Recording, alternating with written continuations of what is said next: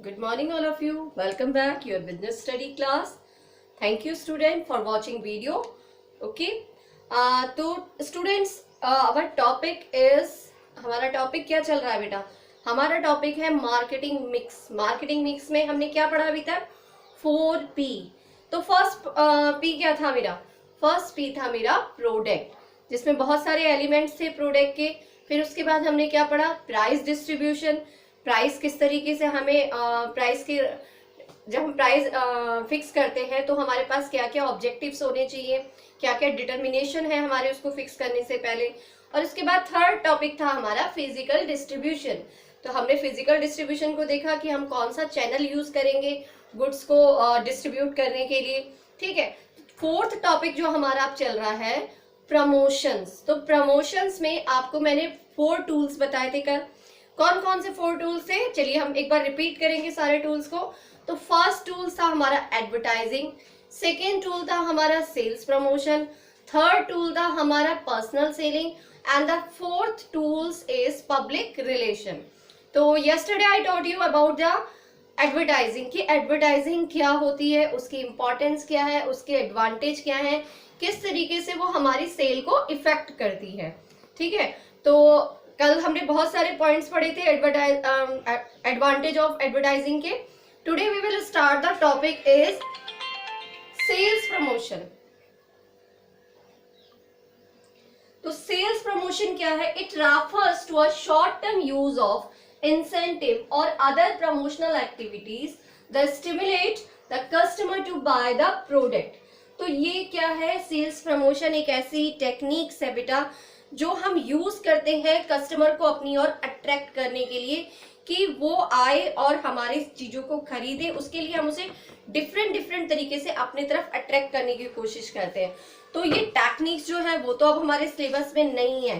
Sales promotion techniques मैं आपको पहले ही बता चुकी हूँ कि सेल्स प्रमोशन टेक्निक जो थी वो हमारे सिलेबस से अब बाहर हो गई है. ठीक है. तो लेकिन सेल प्रमोशन क्या होता है हम इसके बारे में थोड़ा सा पढ़ेंगे कि what is the meaning of sale promotion and how it is effective for our business. किस तरीके से ये बिजनेस में इफेक्टिवली वर्क करती है सेल प्रमोशन. तो ये है एक शॉर्ट टर्म, मैंने आपको यहाँ पे लिखा हुआ है देखिए, short term use of incentives. Short term use of incentive यानी बहुत थोड़े से छोटे से पीरियड्स के लिए इन इंसेंटिव्स का हम यूज करते हैं. जैसे आपने देखा मैंने आपको पढ़ाया था कि कई तरीके के इंसेंटिव होते हैं जब हम एम्प्लॉय को मोटिवेट करने के लिए देते हैं. एम्प्लॉय को जब हम पॉजिटिवली मोटिवेट करते हैं तो हम उसे कई सारे इंसेंटिव्स देते हैं. तो उसी तरीके से यहाँ पर सेल्स को इंक्रीज करने के लिए हम बहुत सारे इंसेंटिव्स का यूज करते हैं. तो ये इंसेंटिव्स क्या है? ये हमारी एक शॉर्ट टर्म में सेल को इंक्रीज करने में बेनिफिशियल होते हैं. ठीक है. तो अब कौन कौन से शॉर्ट टर्म में कैसे कैसे बेनिफिशियल हो जाता है? जैसे effective for increase short term sale. पहली बात तो मैंने भी बताया ये आपको शॉर्ट टर्म में होता है. सेकेंड हो गया helpful for stock clearance. Stock clearance क्या है बेटा?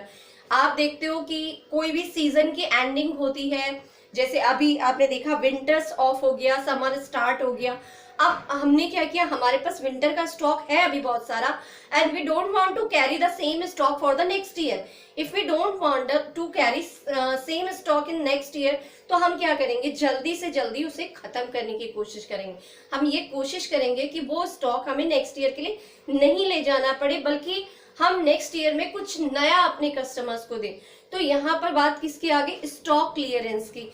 और स्टॉक क्लियरेंस इसलिए भी जरूरी होता है, आपको पता है हर चीज की एक टाइम पीरियड होता है. उस टाइम पीरियड के बाद अगर हम उस चीज का यूज करते हैं तो वो उतनी बेनिफिशियल नहीं होती जितनी कि उसको विद इन टाइम यूज किया जाए. तो अब मुझे अपना स्टॉक क्लियर करना है, खत्म करना है, तो मुझे वो टेक्निक्स यूज करनी है.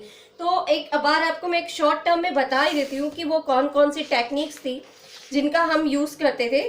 पहला था रिबेट बेटा. Rebate, discount, refund, quantity deals, samples. ठीक है. और हमारे पास आते थे कॉन्टेस्ट, डिफरेंट टाइप के कॉन्टेस्ट हो जाते थे, कॉम्बो पैक होते थे और फ्री गिफ्ट आ जाते थे, पैक्ड प्रीमियम हो जाते. तो these are the so many incentives, these are the methods of sales promotion techniques. तो ये सारे मेथड थे जो कि अब हमारे पास नहीं है. बट मैंने आपको थोड़ा सा बताया है कि कौन कौन सी टेक्निक्स होती हैं जो हमें हेल्पफुल होती हैं किसको क्लियरेंस करने में, स्टॉक को क्लियरेंस करने में। आप देखते हैं साल के लास्ट में जैसे अब सर्दियां खत्म हुई तो वहां पे स्टॉक भी बचा हुआ है शॉपकीपर के पास, तो वो क्या करता है 15% सेल पे, 20% सेल पे, कहीं कहीं पे हम देखते हैं 50% तक वो सेल। तो उसका मेन मोटो यही होता है कि वो अपने सारे स्टॉक को खत्म कर दे, फिनिश कर दे, नेक्स्ट ईयर के लिए वो सेम स्टॉक कैरी नहीं करे। Now next come to the next point, helpful to win over the competitor. Helpful to win, अभी मार्केट में कंपटीशन इतना ज्यादा है कि कोई भी मैन्युफैक्चरर या कोई भी प्रोड्यूसर जब भी कोई सामान बनाता है तो मार्केट में स्टैब्लिश होने के लिए उसके लिए बहुत जरूरी है कि वो किस तरीके से अपने कॉम्पिटिटर के साथ फाइट करे और अपने सामान को सेल कर सके। तो वहां पर भी हम इन टेक्निक्स का यूज करते हैं। तो नया सामान है, उसके साथ कुछ अच्छी आपने बेनिफिट्स रखे हैं तो लोग उसकी तरफ अट्रैक्ट होते हैं और उस सामान को खरीद लेते हैं। तो मैंने यहाँ पे एक फर्स्ट पॉइंट ही आपको बोला था कि stimulate customer to buy the product. तो यहाँ पे हम क्या करते हैं, कस्टमर को स्टिमुलेट करते हैं अपने प्रोडक्ट को परचेस करने के लिए। Okay, now our point is completed, sale promotion. Now we come to the next tool, personal selling. तो पर्सनल सेलिंग के बारे में बेटा आप बहुत अच्छे से जानते हो। आप दुकान पे सामान खरीदने जाते हो तो वहां पर जितनी भी प्रोसेस आप अप्लाई करते हो वो सारे प्रोसेस हमारे किस में आ जाते हैं, पर्सनल सेलिंग में। तो पर्सनल सेलिंग क्या है, in this selling method face to face interaction between seller and buyer for the purpose of sale. The method is, क्या करना है हमें, फेस टू फेस इंटरेक्शन होना है, किसका होना है, सेलर और बायर का, ठीक है। और मेन मोटो क्या है, सेल द प्रोडक्ट, ठीक है। अब इसमें फीचर्स कौन कौन से हैं पर्सनल सेलिंग के, पर्सनल इंटरेक्शन। तो हम शुरू से ही बात यही कर रहे हैं कि दोनों का पर्सनल इंटरेक्शन होना है। सेलर को परचेजर पता है परचेजर कौन सा है और परचेजर को सेलर पता है, दोनों एक दूसरे से मिल रहे हैं, बात कर रहे हैं, तो क्या है, इंटरेक्शन हो रहा है, पर्सनली इंटरेक्शन हो रहा है। पर्सनली वो अपनी चीजों के बारे में बता रहा है, पर्सनली जानकारी दे रहा है कि क्या क्या चीजें होनी चाहिए मेरे प्रोडक्ट के अंदर है, क्या क्या क्वालिटी है। तो ये कंप्लीट इंफॉर्मेशन वो इजीली कन्वे कर पा रहा है बायर को, क्योंकि दोनों के बीच का जो इंटरेक्शन है वो फेस टू फेस हो रहा है, ठीक है। अब two way communication, after that we are talking about two way communication. तो टू वे कम्युनिकेशन बेटा क्या हुआ, देखो सेलर ही नहीं बताते जा रहा अपनी चीज की कीमत, कीमत कह रही मैं, सेलर ही अपनी चीज की क्वालिटीज नहीं बता रहा, बायर भी उसके बारे में पूछ रहा है, सर कैसा सामान है, कितने दिन चलेगा, किस तरीके।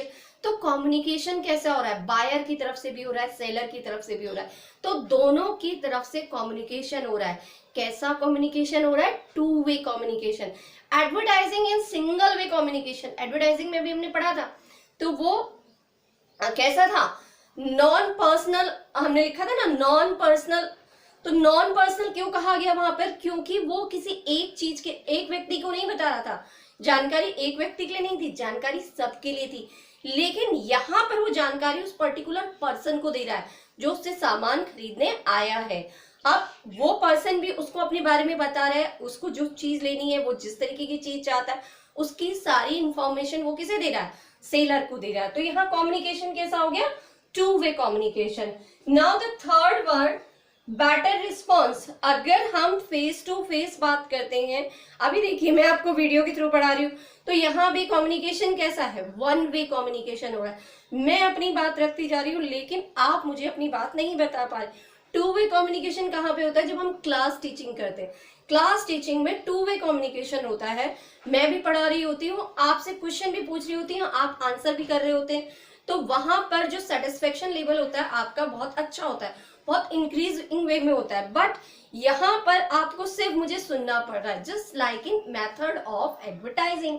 तो यहाँ पर मैं भी क्या कर रही हूँ, सिर्फ आपको बता रही हूँ सिंगल वे कम्युनिकेशन है and the class teaching is in two way communication, same as selling method also.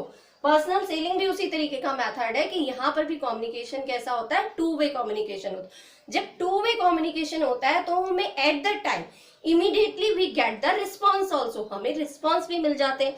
अब रिस्पॉन्स मिलेंगे तो हमें ये भी पता चलता है कि चीज जो प्रोडक्शन में सेल कर रहा हूँ उसकी लोगों की बारे, उसकी इमेज कैसी बनी हुई है, लोग उसके बारे में क्या सोचते हैं, क्या उनको लगता है कि ये चीज मार्केट में अच्छी है नहीं है, तो ये सारी इंफॉर्मेशन आप कलेक्ट कर लेते हैं थ्रू बाय पब्लिक रिस्पॉन्स।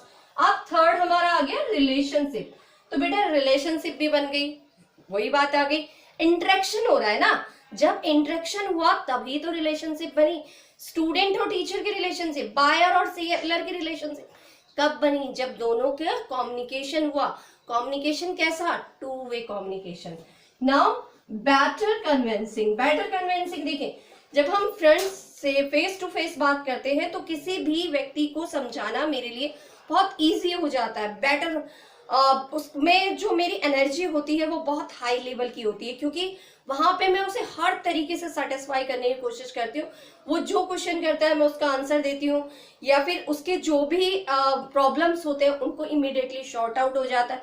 तो यहाँ पे क्या होती है कि कन्विंसिंग जो होती है वो बहुत हायर लेवल पे होती है। ठीक है, तो हमने आज 2 टॉपिक्स पढ़े आपके, sale promotion and second personal selling. कल मैं आपको बताऊंगी कि पर्सनल सेलिंग किस तरीके से बेनिफिशियल है बिजनेस के लिए। And the last topic is your public relation. After that your chapter is completed, will complete. Okay, so thank you and have a nice day.